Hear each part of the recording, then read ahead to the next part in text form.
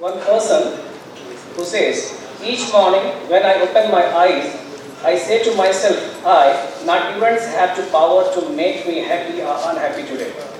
I can choose which it shall be. Yesterday is dead, tomorrow hasn't arrived yet. I have just one day, today, and I am going to be happy in it. He is none other than Sri Man Gandhiji, known activist and social farmer. मैं अपना परिचय एकदम quickly दूंगा। मुझे लग रहा है 10 minute का समय है ना। मैं उससे ज़्यादा नहीं करूँगा। तो मैं एक इंटरनेशनल अर्बन प्लानर हूँ और 23 देशों के अंदर मैं कंसल्टेंसी करता था। और वहाँ के जो आम आदमी थे ना, आम आदमी राइट वर्ड नहीं है, तो वो कॉमन आदमी जो थे, उनकी जिंदगी देखते थे कि बड़ा डिग्निटी से जीते थे। तो ये लगा कि ये अपने देश में कर सकते हैं। तो मैं वापस आया देश में, अन्ना हजारे के साथ काम शुरू किया। राइट टू इंफॉर्मेशन और बहुत सारे कानून बनाए। 2011 में केजरीवाल और अन्ना हजारे के साथ मिलकर इंडिया अगेंस्ट करप्शन मूवमेंट, देश बदलना था और कोई मेरे को पॉलिटिक्स पावर ये सब चीज में रस नहीं था। तो इंडिया अगेंस्ट करप्शन मूवमेंट किया। उसके बाद वो मॉर्फ होकर पॉलिटिकल पार्टी बनी, आम आदमी पार्टी। मुझे याद है 2014 में मोदी जी जीत गए थे पूरा देश की इलेक्शंस और राज्य के बाद राज्य जीत रहे थे। तो मैंने प्रेस कॉन्फ्रेंस बुलाई और ये कहा तो मोदी जी आपका अश्वमेध का घोड़ा मैं दिल्ली में रोकूंगा। और जिस प्रकार से हमने कैंपेन किया तो 67 सीट उस समय एक हिस्टोरिकल विक्ट्री मिली हमें।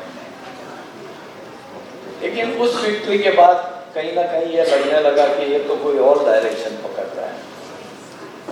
सत्ता और सिद्धांत, पावर और प्रिंसिपल, और हम दूसरे मुलायम सिंह या दूसरी मायावती बनने लगे थे। और ओशो कहते थे लाइफ के अंदर रिचनेस भी है, पॉवर्टी भी है, चूज कीजिए क्या करना है। मुझे लगा ये पॉलिटिक्स एक्सट्रीम पॉवर्टी है। और 2015 में मैंने पॉलिटिक्स कंप्लीटली छोड़ दिया। मोदी जी के वहाँ से संदेश आया, राहुल गांधी ने खुद फोन किया। मैं बोला अब मैं पॉलिटिक्स में नहीं जा सकता हूँ, उसके लायक ही नहीं हूँ मैं। पॉलिटिक्स की एक डेमोक्रेसी में जरूरत है, लेकिन उसके लायक मैं नहीं हूँ। रोज सुबह उठ के झगड़ा करना, ये करना, वो मैं नहीं कर पाऊंगा। लेकिन वो डिजायर तो थी कि देश को बदले, और ये मुझे पक्का था कि देश को बदलेंगे तो कैंपेन से, प्रोजेक्ट से, प्रोग्राम से नहीं बदलेंगे। बदलेगा तो मूवमेंट से बदलेगा। और अभी तक जितने भी मूवमेंट हुए ना, फिर वो गांधी जी वाला मूवमेंट हुआ या ये मूवमेंट जो था वो बिल्डिंग गिराने को तो जाना है, लेकिन बिल्डिंग का प्लान नहीं है, बिल्डिंग का ब्लूप्रिंट नहीं है। इसलिए देश में मूवमेंट सक्सीड होने के बाद भी देश में बड़ा फर्क नहीं हुआ। तो मुझे लगा क्या ऐसा मूवमेंट कर सकते हैं क्या, जिंदाबाद movement, pro development, non confrontational. मैंने सोचा मैं ट्राई करूंगा। कहाँ करना है? गांधी जी बोलते हैं कि heart of soul of India lives in its villages. गांव तो मैंने देखा नहीं था, लगान पिक्चर छोड़ के। तो मैं गांव में जाके मैंने अपना घर बेच दिया मुंबई में और मैं गांव में जाके रहने लगा।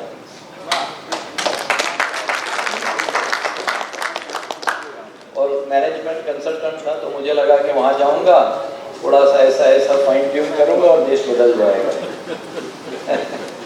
गांव में जाके समझ में आया कि पहले अनलर्न करने की जरूरत है। चाय जो कप में है उसको फेंकने की जरूरत है, तब नया कप आएगा, नई चाय आएगी। और फिर मैंने सोचा कहाँ पे करूँ। तो उस समय सुनता था मराठवाड़ा, महाराष्ट्र में जो है हाईएस्ट फार्मर सुसाइड होते थे, उसमें वर्स्ट डिस्ट्रिक्ट थी वो भीड़ थी। भीड़ में जो वर्स्ट तालुका था वो परली था। इंडिया का इरिगेटेड एवरेज 40% था, तो यहाँ 1.72% था। और सुसाइड जहाँ जहाँ होते थे उनके घर पे जाके मैं बैठता था, just to try and understand कि भाई क्या, what is the dynamics of this poverty. वहाँ 3,500 रुपया की इनकम थी। कोई यंग यूथ ने दूध नहीं चखा था, डिप्रेशन में थे, they were living because they were not dead. ये लगा कि अगर इस एरिया को मैं बदल सकूं तो मैं देश को बदल सकता हूँ। इसको ख्याल रखिए कि मैं देश बदलने आया था, मैं कोई एक एरिया या कोई सोशल वर्कर हूँ नहीं। कि कोई ब्लीडिंग हार्ट नहीं हो कि किसकी गरीबी देखी, किसको देख के मैं मदद करूं। मैं जो तो देश बदलना, देश बदलेंगे तो सब बदल जाएगा। तो वहां पे मैंने काम करना शुरू किया और पहले टिपिकली एनजीओ के जैसे health care, education, capacity building, ये वो सब कुछ किया। फिर ये समझ में आया कि ऐसे काम करेंगे तो 25-50 गांव कर पाएंगे और भारत में 6,43,000 गांव है। तो पिवट किया उस समय और ये सोचा कि अगर मैं इनकम्स के ऊपर वर्क करूं, क्योंकि कोई यंगस्टर को किसानी में इंटरेस्ट नहीं है, अगर एक ही एंटीडोट है कि किसानी में इनकम बढ़ाओ, तो फार्मर के अंदर कैपेसिटी है, वो एजुकेशन भी देख लेगा, वो सब कुछ देख लेगा। हमारे यहाँ बहुत ज़्यादा और हम लोग इसको सोचते हैं एजुकेशन हेल्थ केयर हो गया तो देश बदल जाएगा, वो कुछ नहीं बदलने वाला है। इनकम बढ़ानी पड़ेगी। सॉरी, मैं थोड़ा शायद 10 मिनट के ऊपर जाऊँगा, जरा फ्लो आया है तो फिर बोलते रहो, घर में बोलना है तो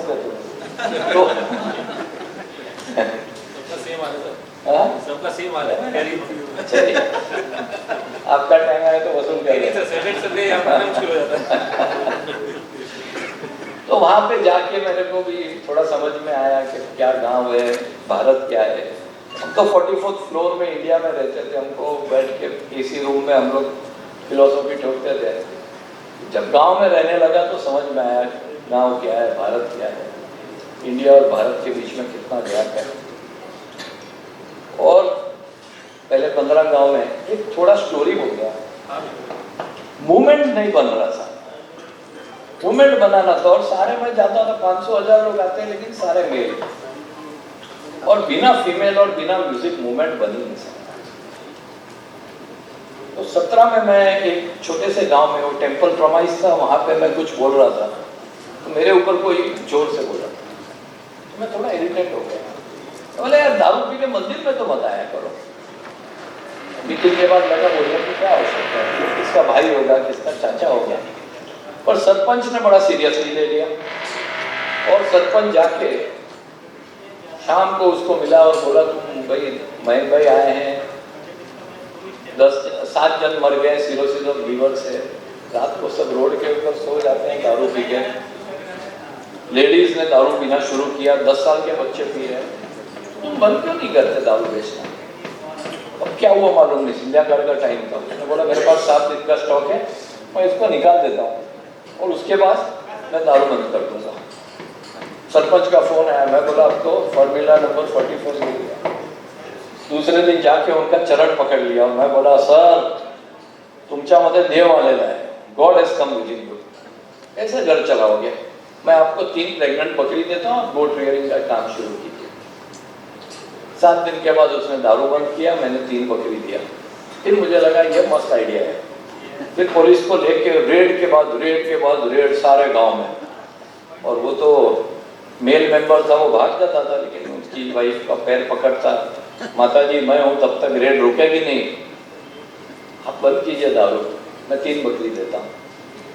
और शाम को मशाल लेके पूरे गांव को गांव घूमते थे, दारू बंदी जालिच पैसे, और सब लेडीज ने दारू के दुकान के बाहर रामधुन शुरू कर दिया। तो 15 दिन के अंदर पूरा दारू बंद हो गया। ऐसा नहीं कि नहीं पीने वाले तो वो तो दूर जाके भी पीते थे, लेकिन मूवमेंट शुरू हो गई, सब लेडीज साथ में जुड़ गई। तो ये मूवमेंट हुआ तो ये लगा कि इस मूवमेंट को कैसे कैपिटलाइज करें, बहुत गरीबी थी। तो 2018 में बहुत सूखा पड़ा था, हमने कहा पानी के ऊपर काम करें। और 15 अप्रैल से 45 डेज तक गांव के गांव हजारों लोग पावड़ा गमेला लेके हम लोग काम करने लगे। और 45 दिन में हमने 70 किलोमीटर रिवर बनाई, 162 पाम्स बनाए, पाम बनाए, 62 डैम्स बनाए और 222 करोड़ लीटर का पानी तैयार कर दिया। अब जिसकी सोलनेस आइस थी, सडनली इनको लगा कि हम कुछ कर सकते हैं। तो अभी मैं सोचा पानी देने से क्या होगा, तो स्टेप 1 है ना, पानी पीते रहेंगे क्या, इनकम कैसे बढ़ाया जाए। तो हमने फिर वहाँ पे एग्रोनॉमिस्ट एक्सपर्ट को लेकर सजेस्ट किया गांव में, गांव टू गांव, कि आप फल के पेड़ लगाइए। कॉटन और सोया लगाते थे, 20-25 हज़ार रुपये एकड़ की इनकम थी सालाना, इसको बंद कीजिए और आप फल के पेड़ लगाइए। तो 2019 में 11.87 लाख किसानों ने फल के पेड़ लगाए, दूसरे साल 19 लाख लगाए, फिर 21 में 78 लाख लगाए, गए साल 2 करोड़ 10 लाख, टोटल हम 4 करोड़ पेड़ लगा चुके हैं। और जो इनकम 20-25 हज़ार की थी वो एवरेज 2.5 लाख रुपया हो गई अक्रॉस 20,000 फार्मर्स। और हम जो 15 गांव से शुरू किए रहे तो आज हम लोग 2,900 गांव में काम कर रहे हैं। फिर ये लगा कि ये तो 2,900 से मेरी जिंदगी में तो कुछ होगा नहीं। 6,43,000 गाँव है, मुझे तो देश बनाना, मुझे कोई ऐसा सोशल वर्क ये सब कोई इंटरेस्ट नहीं है, डोंट टेक इट अदरवाइज। और I am a nation builder, I want to build this nation. तो फिर ये सोचा कि ये पुश थियरी हो रही है, हम जा के गरीब गांव में काम कर रहे हैं, क्या पुल थियरी हो सकती है क्या? तो हम लोग 1 लाख स्क्वायर फीट का एक फार्मर ट्रेनिंग सेंटर बना रहे हैं, जो एक इंक्यूबेशन सेंटर बन जाएगा for 4 things, 4 most important things, 3 most important for the world, 1 for me.